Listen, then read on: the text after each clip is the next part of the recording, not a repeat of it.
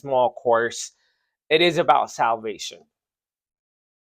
And what's more important than salvation? You know, of course, we have to understand why we come into the church.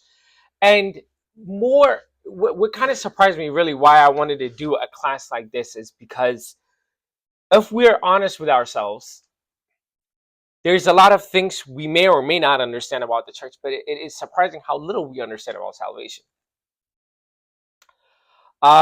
If we go around the room, I'm not gonna do this, but if we go around the room and I started asking you to tell me about salvation, what would you tell me, right?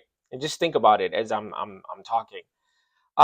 People will say something like, "Christ saved me um, uh, from eternal death," right? And we have like these kind of like terminologies that we've kind of picked up along the way. Of we've heard it in sermons here and there.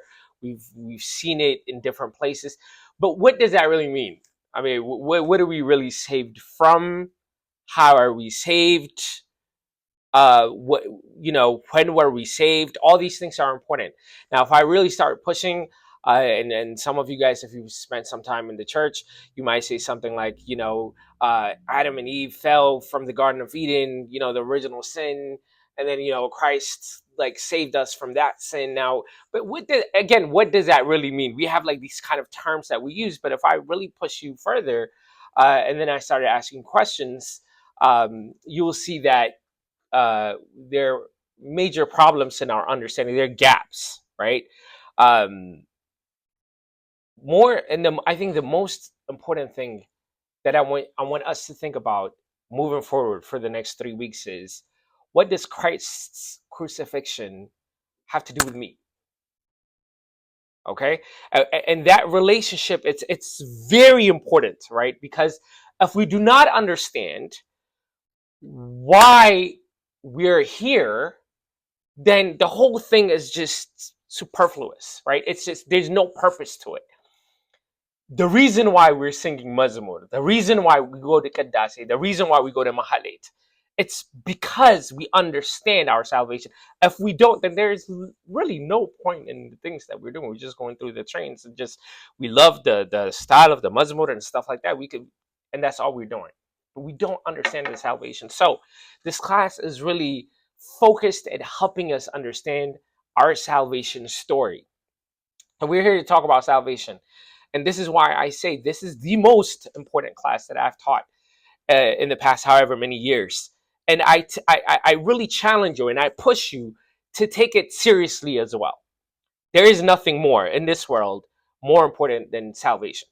We agree. This is the center of the Bible. This is where everything kind of comes at. This is the whole Old Testament points towards salvation, and the New Testament authors, they point back at the point of salvation, which is of course the cross. Like I keep saying, the reason why we need to talk about our salvation is because you need to know the object of worship. Um, and that is our Lord and our Savior Jesus Christ. We have to know who we are worshiping and why we are worshiping Him. And we can't really worship Him the right way if we don't understand what He did for us and who it is that saved us. In the book of Hebrews, chapter 12, verse 28, it says, "Since we are receiving a kingdom that is unshakable, let us be thankful and please God by worshiping Him with holy fear and awe." Let us be thankful and please God by worshiping Him with holy fear and awe. Most of you guys grew up in the church, but especially for those like who are kind of like not really regular church goers, it can be confusing to come to the Orthodox Church and you see icons of Mary, or you hear Michael's name and Gabriel's name, and you get kind of confused about what we're really praising or who we are praising or what we're doing. But please understand the object of all worships, whatever it is, any mazmur you've ever sung, any mahalit that you've attended, definitely all the qaddases, all the prayer books point to one object. With object, I don't mean material, by the way. The object of worship, where they're pointing to Christ. All of them. all of them in the Orthodox Church. Not really here to talk about the Ethiopian Orthodox Church's tradition and the way of worship, but it is important to understand that everything comes down to the center, because that is who we worship, and we are here to tell him thank you. Keep in mind, if I asked you, do you love God? You will say, yes. And then I'll say, how do you show that? You see, how can you prove it? If I say prove it, how would you prove it? For example, if you went to Christ and said, Christ, do you love me? He'll say, yes. And I say, prove it. He said, I did it on the cross. You see, he showed it to us. He showed us that he loves us. Now, how can we repay him? ስላደረገልኝ ምን እከፍለዋለሁ? ምስጋና ነው እንጂ ምስጋና ነው. That's the only, the worship is the only thing that we could do to repay Christ for what he did for me. Worship. This whole kind of like life that we're living is in response to what Christ did. Understand that. It is in response to what he did. But I can't worship him and I can't say thank you if I don't understand what he did. And a lot of times, especially if you're one of those folks that are going to the church and you're just like, you know what, like I'm just, I'm not really getting it. It's not connecting. Like it's not there. Like, you're just going through the waves and just like, that's probably because you don't understand the sacrifice. See, when somebody does something huge for you, you know how to thank them correctly. You know you're indebted. Now, if we don't understand what Christ did for us, then we will never feel like, why we're doing what we need to do. Then we feel like Adasi is too long, Zamari is too long, I'm too tired. But if you get it, then you'll see that there's no too much of anything.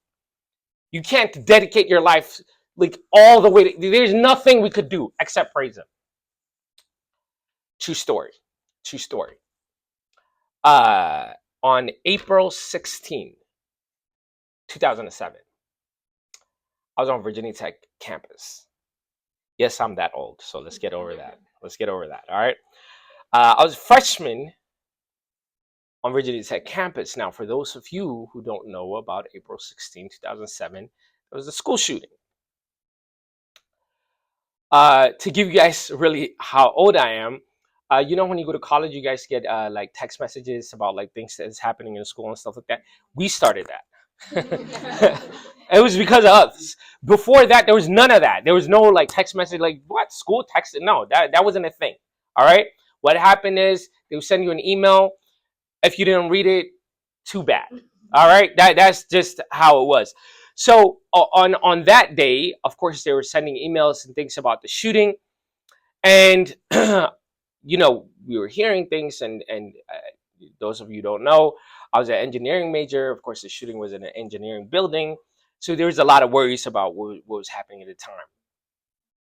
So I called a buddy of mine, my best friend at the time. You'll see why that didn't last. So I call him up, and then I tell him there is a shooting on campus. And I'm really scared. I don't know what's gonna happen. I don't know if I'm gonna make it out. Like I don't know what's going on. And then he said, "Hey man, I'm busy, man. I gotta go." Yeah, at the time he was a friend. That's a joke, by the way. But so I'm like, no, I'm serious. Like this is like I think this is like a serious problem. I don't know what's going on. I'm scared. I'm scared. I don't know how this is gonna play out. He's like, I gotta go, man. I got things to do. He hung up the phone. A few hours later, the whole thing kind of dies down or whatever. I go home, and then he calls me, and then he's like, "Are you okay? Are you alive? Is everything okay? Oh my gosh, I can't believe it! I'm watching on the news. Are you?" I was like, I told you what happened. Like it's not like I told you what happened. This was a shooting that was happening on campus. He's like, but I didn't know. Oh my gosh. If you guys don't know, 33 people died that day. It was a major school shooting, one of the worst of the time. And when he saw that, he recognized how serious of a danger I was in. And that's why we're here to talk about salvation. It's because to truly appreciate what Christ did, you have to recognize what kind of a danger zone we were in, how close to death we really came, and from what kind of danger Christ rescued us in. You see, if you don't get it, if you don't understand, like how seriously close to death we all came in, not just some biblical characters in the past, us, all of us, we were so close to dying if Christ didn't die on the cross for us. If we don't get the danger that we were in, we will never submit our life to Him. We can't, because we don't feel like we're indebted. Do you see how it works? But when we take time to recognize salvation, and when we begin to understand, oh my goodness, like we came so close, like it was so close. Have you ever been like in a car accident, like almost or something, or maybe you have been in the car, you know exactly what I'm talking about. Oh, I was so close, you say. That's how we were so close if Christ didn't intervene. That's why we worship Him. Do you see what I'm saying? That's why we go to Him and we say, Christ, there's nothing we could do except for praise Him. There's nothing that we could do except give our life to Him. But you can't get there unless you begin to understand how close we came to dying. So today, we're going to talk about that. How close were we? I mean, how close were we to dying? And of course, the story begins with the original sin, what we call the original sin of Adam and Eve. Now, a few things here. Some of us, again, especially those of us that grew up in the church, we tend to think we know these stories, we know how the story plays out, so we kind of overlook certain things. And I always say, please go back and reread the Bible over and over again, because you will miss certain things and you'll be surprised. Like, read it as if it's fresh. Even if you know the story, don't skip over the story of Adam and Eve. The first 3 chapters lay the foundation for what the rest of the Bible is going to be about. So read it, reread it, digest it over and over again, because you'll be surprised what you'll get out of it. The second thing that I want to say is the story of Adam is not a story only about this historical figure. And most of us don't speak Hebrew. But if you were a Hebrew speaker, you would know that Adam means humanity. So this is a story about Adam, the human. And in the Hebrew sense, they give you a definite article, ha-Adam, to mean the human, referencing to the person of Adam. But this is a story about humans. See, it's a story about humanity and how humanity fell. If you are a Hebrew speaker, you would know this right away when you're reading this. But of course, we have been kind of translated over translation and translation. So we kind of missed this concept altogether. But please understand, this story is about you. It's about us. See, when you're reading the Bible, if you're reading it from these historical figures, kind of the past, disconnected from you, you're missing what the Bible was intended to do. It was intended to tell your story. It's not some historical document only. Yes, there's history in it. Yes, we can see it like a historical document, but it's not intended to be only that. It's supposed to be a story about you and how you got here. It's very, very, very important that we begin to understand it that way. So let's look at the story of Adam, that is, of man. As we read the story, we begin to see that God created the heavens and the earth in how many days? 6. And what did He do on the 7th? Rested. Now, there's a lot of commentaries on this word rested. Of course, God is not tired. He's not resting because He needs to take a break. In the Old Testament, what would happen is there's several things happening. In the Old Testament, when there were these creation stories that flowed around during the time that this Bible was being written up. Okay? And the word rest was kind of this implication that their God was starting to dominate or rule over that thing that He created. So in this sense, that's how we read it as. It's almost like this. I'll give you guys an analogy of buying a house. All right?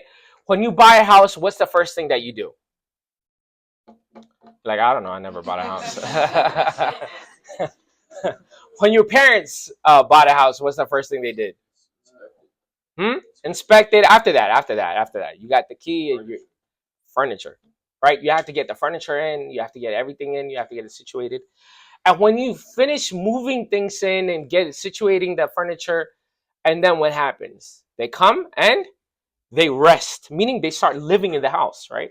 They live in the house. That's what it is. Like once the furniture is done, what happens? They begin to live in there. So when it's saying the 6 days, imagine all the things being created is like the furniture almost, right? The vegetations, the water, the mountains, all of this stuff. It's like God was bringing things in. After this point, there is no need for new furniture. Okay? We call this gibr and gibr. So if when something is being created, it's not like a new creation, but he just takes one thing and kind of forms it together, right? But when he said he rested on the seventh day, it's saying God began to govern the world. That's what rest is. That is what rest is. Here's why it's important to honor the Sabbath. It is an invitation. First of all, this is kind of like to let the world know this world begins or it belongs to God. It doesn't belong to us. That means we are invited guests in this world. And who governs this world? It is God. So when God is saying honor the Sabbath, it is that day, take note of who the landlord is. It is God. This is not our world. It is God's world, and we are living it. We are invited guests. So when he's saying honor the Sabbath, he's saying take note of who governs this world. That is him. It's like you're living in somebody's house, and then that day you're like, okay, yeah, this is not my house. That's what the Sabbath is all about, honoring the Sabbath. The other thing to kind of point out here is Adam and Eve are created where? In the Garden of Eden. And in the Garden of Eden, how many trees are there? You guys remember? Types. One. Golas. Barchi. Yes, the tree of knowledge of good and evil. Yes. One.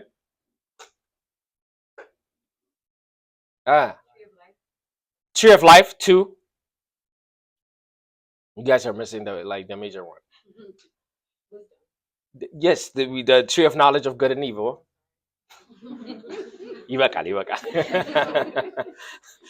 Trees of delicious fruit, right? Like this is where like the fruit they eat. You need your mangoes, your papayas, right? Your bananas, like your good kind of like fruits that you eat all the time.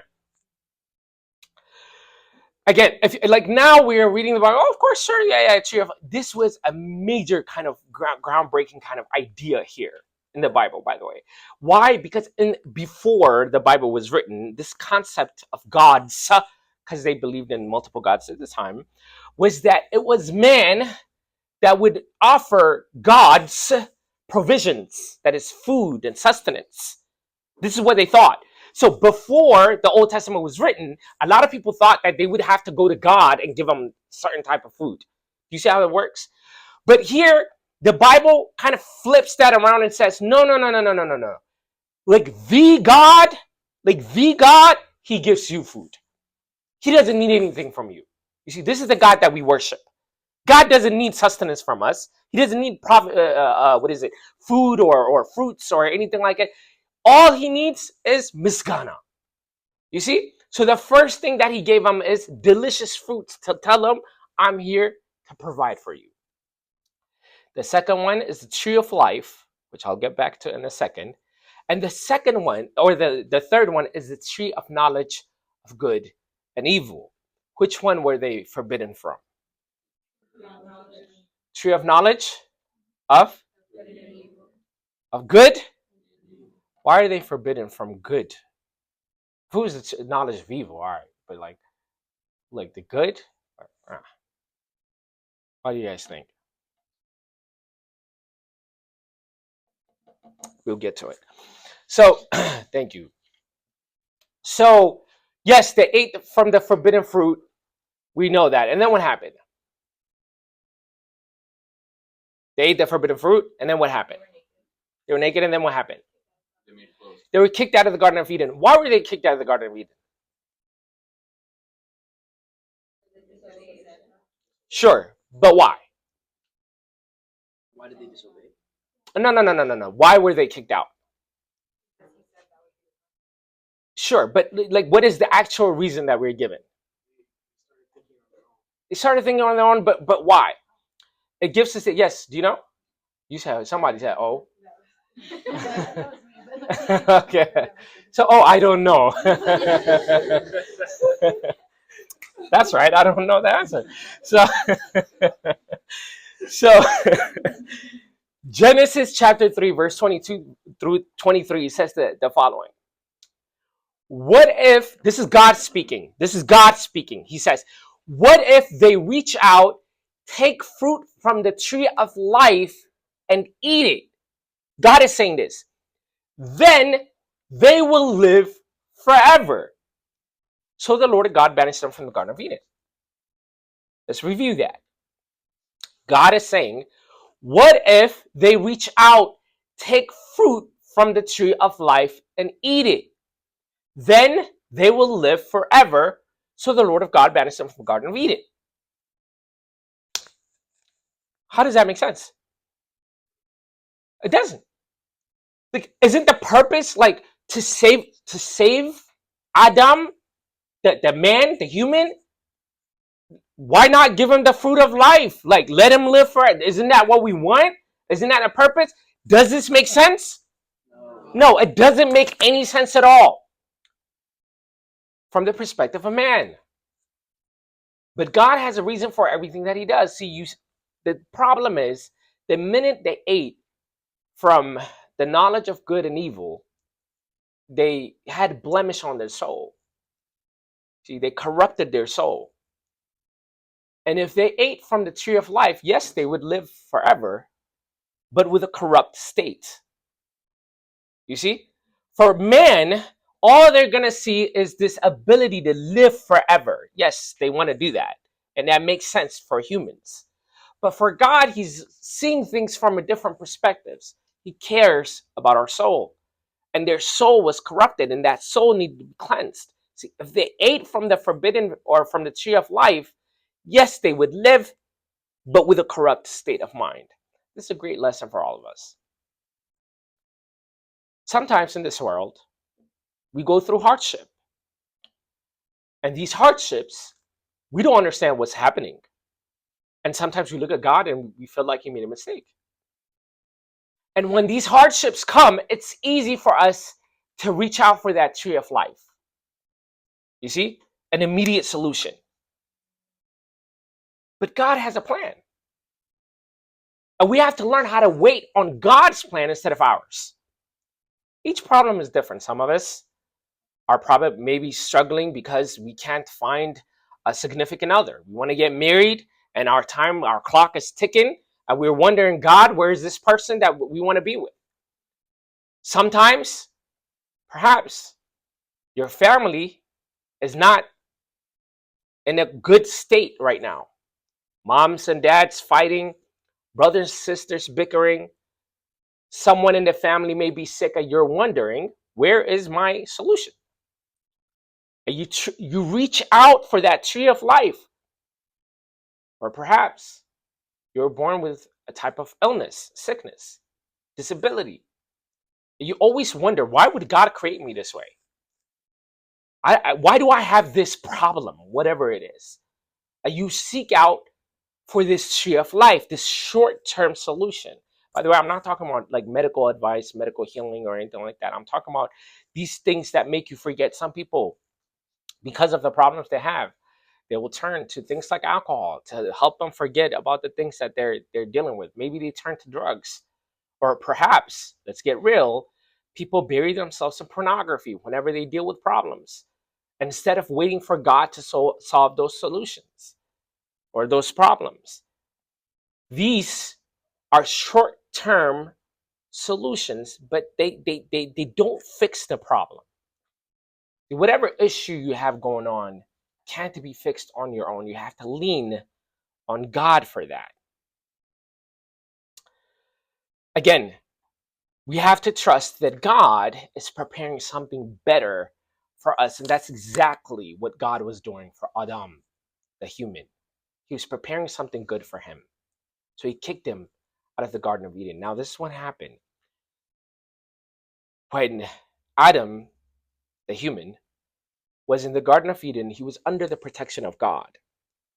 When he ate from the tree of knowledge of good and evil, he was outside of that protection.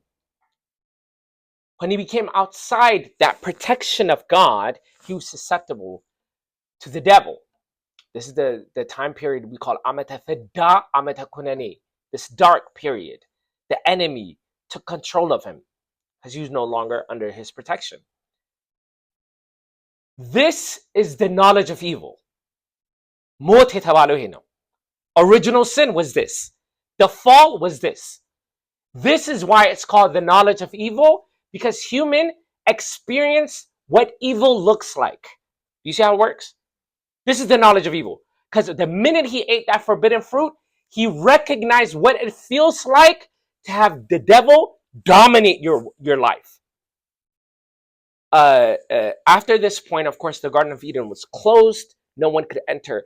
And then everyone was being born under the authority of the devil. The best example I could give this is imagine a girl who's pregnant who gets arrested. Who committed the crime? The mom. But when she has a child, where's the child born? In prison. Did the child do the crime? No, but he's born in prison. That is what we call the effect of original sin. So for all of us, even though we're talking about Adam, no, we did not eat from the forbidden fruit. We didn't eat. I wasn't there. You know what I mean? I had nothing to do with it. You know what I mean? But we would have been born in prison, and everyone was being born in prison. That's the effect of it. We would have. That was the effect. That was the result of what Adam and Eve did. After this point, keep in mind we're talking about God. He has four attributes. One of his attributes being omnipotent or omnipotent, meaning all powerful. This is the all powerful God. He could have snapped his finger and he could have saved him, but he didn't. He didn't. And the rest of the Bible is an opportunity for Adam, that is the human, not Ha-Adam, the human, but Adam, the human or humanity, to experience what the love of God looks like. Is that clear? Everything that happens in the Old Testament, everything that happens from Genesis 3 to the rest of until Matthew, what is going on is God is giving a chance, a window almost, for humanity to see what the love of God looks like. That is all. That is all it is. Let me give you guys two examples of what I mean by this. Another true story about a different friend, because that one didn't work out. So I got a different friend, and in college, this is a true story.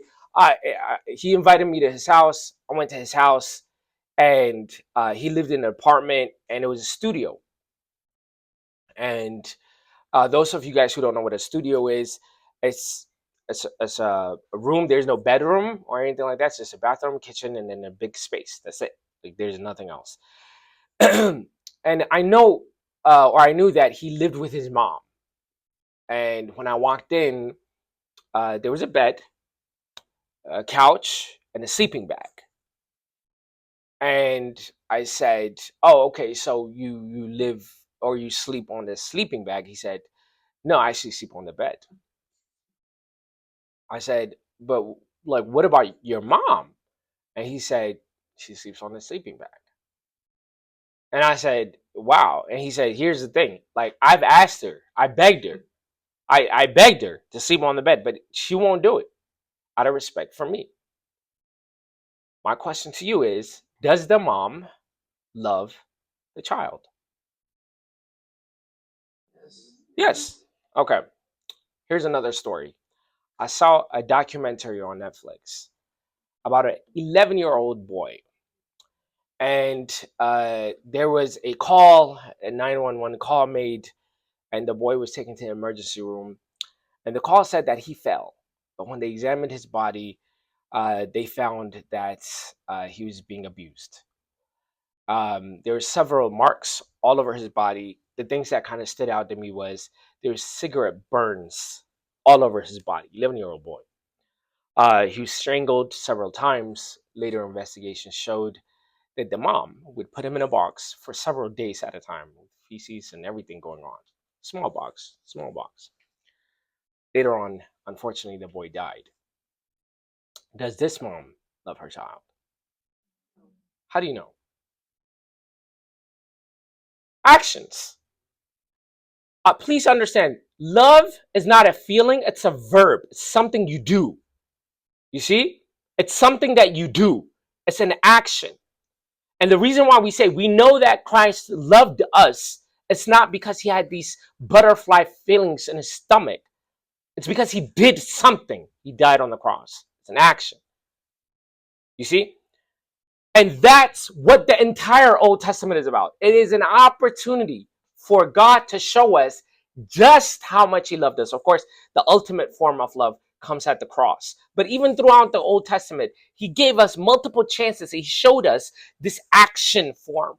It's interesting that the Bible uses the word love 300 to 500 times, depending on which version you use.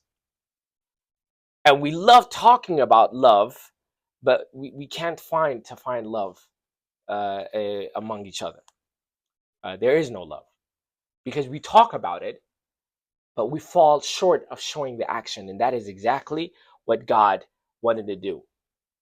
Now, the Old Testament, again, keep in mind, this is a time where they're separated. So here's God, and outside is Adam, that is the humanity is outside the protection of God. He brought it on himself. And like you said, God warned humanity what would happen if they ate the forbidden fruit. Sometimes, especially when I was young, I used to think about, man, if I was Adam, would you eat it? Would y'all eat it? I don't know. You know what I'm saying? I got that self-control, you know what I mean? But here's the thing. Think about how we are. The best example I could give you guys is, and it's not the season, so perhaps it's a little bit hard to imagine, but during Hemamat, how are we like in Hemamat? Zoned it, nothing matters. Nobody, parents don't matter. Frank, don't talk to me. Jesus died. Jesus died for me. So we're just, it's like straight up, you know what I'm saying? Like we don't want to talk to nobody, Like, no, I'm not working, no exam, no, not Jesus died, you exam, no. Like we're so intense about everything, right? And then Fasika, we 2 days, 3. I will not eat for a month. That's it. And then we make promises. The promises we make. I have to stop doing this. I have to stop cursing. I have to stop, partying. I have to stop drinking. I have to stop. So we make all these promises. All these promises. How long does it take us before we go back to our old behavior? How long? A day? A day? We forget everything. I think Adam deserves an award for waiting 7 years. We wouldn't wait 7 minutes. I could see it now. Like, do not eat from that knowledge of good and the. Oh, whoops! Whoops! So we are mistaken if we think we would have somehow been in a better position, because even now, by the way, what's worse? Now that we have kind of seen what Christ has done for and continuing to fall, or Adam, who didn't know, right? He didn't have that knowledge. He didn't have that knowledge when he ate it. It's ours is a lot worse, at least I think. So here, at the end, this guy has a lot of questions. So here's the Garden of Eden. Protection. You're protected from all your enemies. It's peace. It's jubilee. It's happiness. It's joy. The minute that Adam ate from the forbidden fruit, he's outside of that protection. You see, God loves mankind. He loves man. He loves humanity. So he didn't leave him hanging. The entire Old Testament is an opportunity for man who's outside the protection. Man is here. Here's man who's falling down. So, so who's outside of this protection, and it is an opportunity for man to come back to God. All right, and he gave him a guide, and he said, think of it like a GPS. All right, and he said, if you could find yourself back to me, here's the directions. Those directions were called the Ten Commandments. That's what the Ten Commandments is about. It is an opportunity for mankind to find his way back to God. Galatians chapter 3, verse 24 through 25 says, the law was our guardian until Christ came. It protected us until we could be made right with God through faith. God did not leave mankind kind of on his own. He gave him an opportunity to come back to him. But unfortunately for man, he was unable to follow the directions. And they were very simple directions. It's like turn left. You mean right, huh? I'm lost. Oh, no. Okay. Go straight. You mean U-turn? So that's the whole Old Testament. If you read like carefully, that is the entire Old Testament. It is God saying, like, come back. Like, come. I know I closed. I'll open it back up. Like, come. And the entire Old Testament is this opportunity for man to find God and get back into this protection, but he can't follow directions. Humanity keeps falling and falling and falling. And that is also the purpose of the Old Testament. Romans chapter 3, verse 20 says, for no one can ever be made right with God by doing what the law commands. The law simply shows us how sinful we are. And the reason why it's so important, the Old Testament is so important, is to help us understand we could not save ourselves.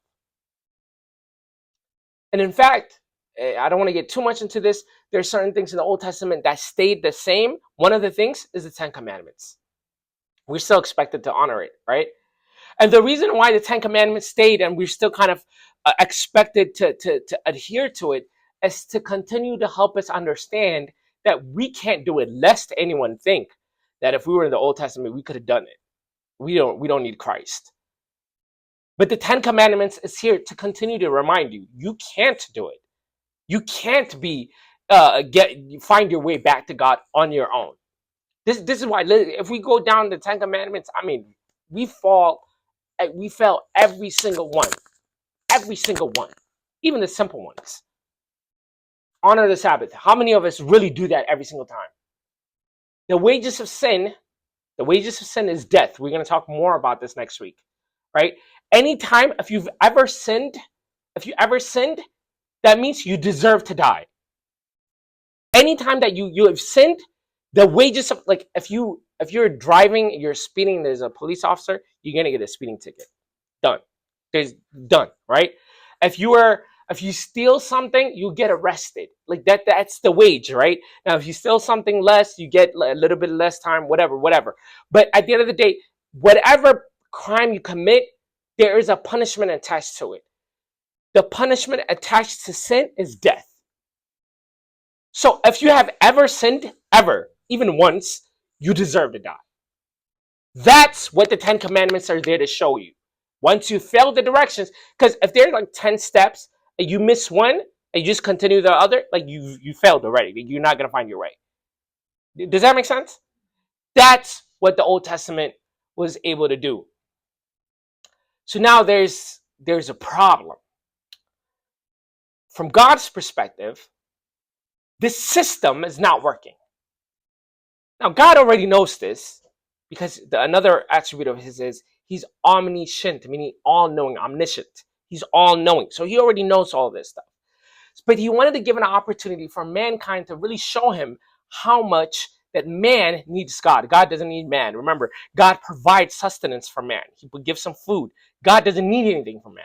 He wants man, He doesn't need man. There's a difference. But this system is not working. The 10 Commandments, they're not going to find their way back to God. We're not going to find our way back to God. So this system had to change. Hence the New Testament. You see how it works? In the Old Testament, everyone was falling. Everyone went to death. Everybody went to Sheol. I read an article not too long ago about Birmingham, Alabama. And in here, apparently there were some corrupt police officers that were giving tickets, just for money and stuff like that. And the number of people getting ticketed was high. I think it was like something to the effect of like 50% of people were getting ticketed. So the judges were alarmed and they said, that's not normal. It was higher than any other place in the country. So they said, we have to change this system. And they began to make some major changes. That's kind of like what happened in the Old Testament. Do you see? In the Old Testament, there were people that kept going to Sheol, and everybody was going there. So clearly, this system is not working. Something needed to be done about it. In the case of Birmingham, Alabama, I don't know the details of what occurred, but I could almost guarantee that whoever paid the payments of the speeding tickets and all that, they probably didn't get their money back, right? They could make reforms, they could change things around, and they could make sure that there are no more corrupt cops. But if I had to, guess, nobody would get their money back once they paid whatever fees that they had to do. One thing that I'm quite fairly sure about is if someone did have to pay payment, no judge, and that's not just for Alabama, but anywhere in the country, no judge would offer to pay another person's fee for them. Does that make sense? No judge would do that at all. Definitely, for whatever reason, if someone had to get arrested and go to prison, nobody would offer to serve their time for them in jail. We agree. Especially if they're guilty. Especially if they're guilty. Here's where Christ comes in. And here's why John says there is no greater love than this. It is what Christ has done for us. According to the 10 Commandments, it's not just the people of the Old Testament, but we all have failed. We have fallen short of the glory of God. We deserve to go to prison. That is Sheol. We deserve that. But Christ, looking at this, said, I'm going to change this. I'm going to save them. I'm not only going to change the system, but I'm going to serve the time for them. The punishment. I'll endure the punishment that they deserve. No judge would ever do this. But the true judge, Christ, came to this world to rescue us. And the Bible tells us he came to his own, but his own did not recognize him. He came to save mankind, Adam. But what did we do? Remember, this is a story about us. What did we do? We beat him. We spit in his face. We put him on a cross. We nailed him to the cross. But we killed him. Now, again, when I'm saying we, you might be thinking to yourself, I wasn't there. But remember what we talked about. I think for Christ, the most painful thing is when we continue to sin, not the slap. What is more painful to Christ? Being slapped on or being spit on, or the sins we continue to make even after he died for us? The pain that we're inflicting every time we sin is much greater than whatever happened 2,000 years ago on the cross. And yet, knowing this, Christ came to this world. And he endured the pain. And he took on the punishment we deserved. And he died on the cross. I hope you're not missing the connection of Adam, of the Old Testament, and what Christ is doing. In the Gospel of John, chapter 6, Christ tells us, I am the true bread of life. In the Old Testament, Adam was prevented from eating from the tree of life. Christ was crucified on a cross, which is a tree. And he is the life. You see? And when he was crucified on this tree, he became the tree of life. He is the true tree of life. And now, his flesh is given to us in the form of Holy Communion to eat every Sunday. Adam, humanity, now has the knowledge of good, which is tasting Christ. You see how it works? Eating the forbidden fruit of the knowledge of good and evil. The evil came when he tasted what it felt like to be with the devil. But the good came in when Christ came. And he was crucified on the cross, the true tree of life. And he got to taste, experience what life with Christ looks like. Remember, Adam being humanity. You guys understand this? All of this is all connected. This is what Christ did for us. This is the sacrifice that he gave us. But he didn't stop there. He wanted to make sure once and for all the enemy was destroyed. So he went down to Sheol. He found the enemy, Satan, and he defeated him. John Chrysostom says he robbed him of all his powers and his possessions.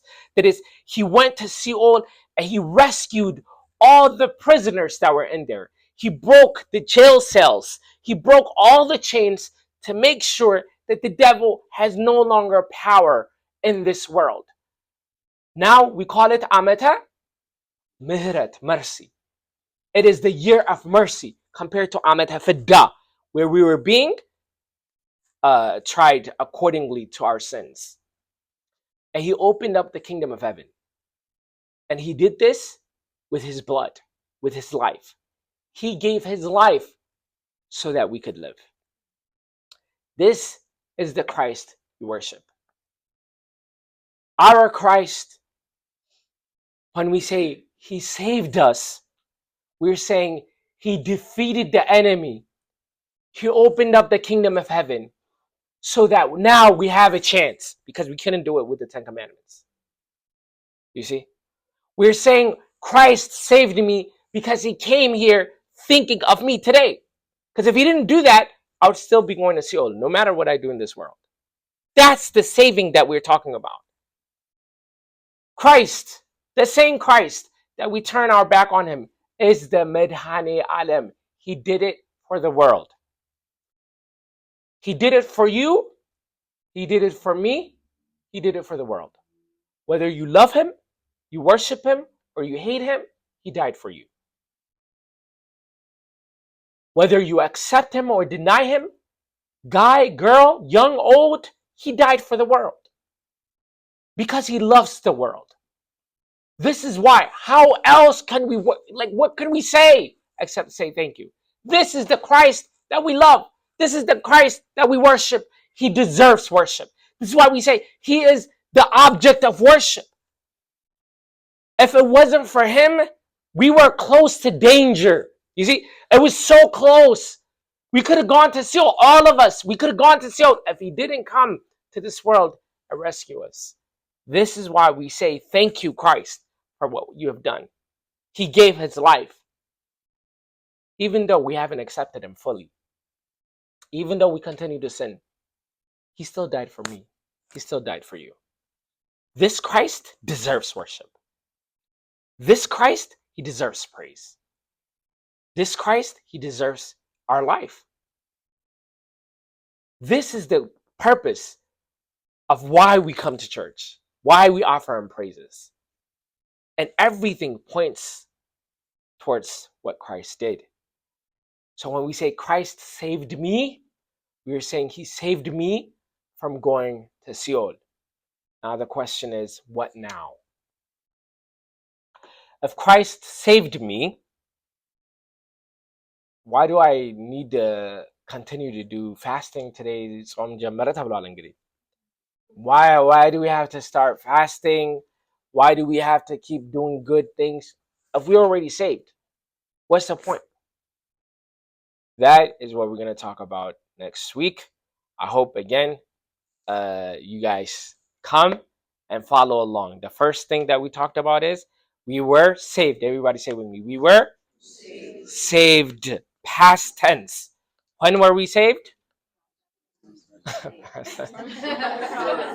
When were we saved? Crucifixion. How does that affect your life today? Because we could have gone and sealed. This is a direct effect. It has a direct effect on you. If Christ did not come to this world, we would have been under the control of the devil, the enemy. The enemy would have had control over this world. This is why we praise it. This is why we say thank you. It's a personal thing. Thank you so much. Because I could have gone to sealed. I could have gone to sealed. Do you see?